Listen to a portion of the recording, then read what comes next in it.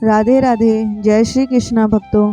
एकादशी व्रत का मानव के जीवन में अत्यधिक महत्व है।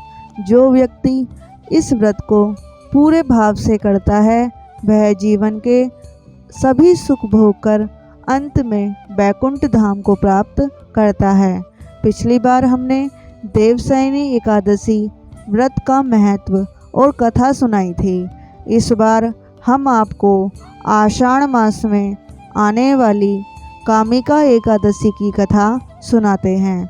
कथा सुनने से पहले यह जान लेते हैं कि यह व्रत कैसे किया जाता है। भक्तों, इस व्रत को करने से अश्वमेध यज्ञ का फल मिलता है। हमारे पुराणों में कहा गया है, जो स्त्री या पुरुष इस व्रत को नारायण हरि का पूरे दिन जाप व भजन कीर्तन करता है, उसे गौदान का फल मिलता है।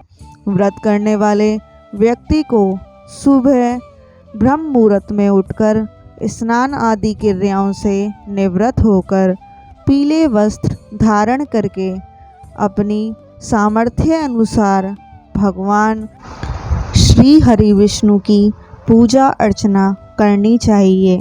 इसके पश्चात तुलसी माँ और सूर्य नारायण को जल अर्पित करके व्रत का संकल्प लेना चाहिए और भगवान श्री हरि विष्णु से प्रार्थना करनी चाहिए कि वे इस व्रत को पूर्ण करने का आशीर्वाद प्रदान करें। इसके पश्चात अब हम आपको कथा सुनाते हैं। एक बार श्री कृष्ण भगवान युधिष्ठिर के महल में आए। युधिष्ठिर ने उनका आदर सत्कार करके उनसे कामिका एकादशी की कथा सुनाने का निवेदन किया। भगवान श्री कृष्ण ने कहा, जग कल्याण के लिए यह कथा ब्रह्मा जी ने नारद जी को सुनाई थी। ब्रह्मा जी नारद जी से कहते हैं, एक धर्मध्वज नाम के राजा थे। उनके यहाँ पुत्री रूप में तुलसी जी ने जन्म लिया। जब वह कन्या विवाह योग्य हो गई तो पिता की आज्ञा से अपने लिए योग्य वर की तलाश में निकली। घूमते घूमते वह कन्या गंगा जी के तट पर बैठे गणेश जी को देखा। गणेश जी कृष्ण भगवान की भक्ति में लीन थे।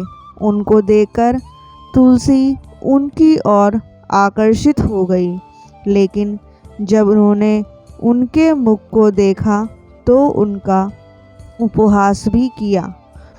फिर तुलसी जी ने गणेश जी के सामने उनसे अपने विवाह का प्रस्ताव रखा।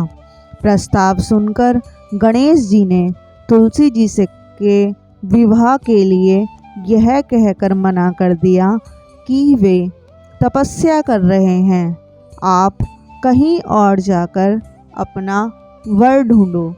इस बात से तुलसी जी क्रोधित हो गईं और गणेश जी से कहने लगी, तुम मुझसे विवाह नहीं करना चाहते, तुम्हारा विवाह 2 कन्याओं से होगा। और फिर उनके गजमुख का उपहास करने लगी। इससे क्रोधित होकर गणेश जी ने तुलसी को श्राप दिया कि तुम असुर पत्नी बनोगी और उसके बाद एक पौधा बन जाओगी। ऐसा सुनकर तुलसी जी गणेश जी से क्षमा याचना करने लगी। उनकी क्षमा याचना सुनकर गणेश जी ने कहा, तुम नारायण की प्रिय बनोगी। तुम्हारा पूजन करने से भक्तों का कल्याण होगा, परंतु तुम मेरे लिए एक व्याज्य रहोगी। इसके बाद तुलसी शंख मुंड असुर की पत्नी बनी और अगले जन्म में तुलसी का पौधा बनकर नारायण श्री हरि की प्रिय बनी। जो भक्त एकादशी के दिन तुलसी पत्र और तुलसी मंजरी को श्री हरि विष्णु को अर्पित करते हैं, उन्हें बछड़े सहित गौदान का फल मिलता है। जय श्री कृष्णा। राधे राधे।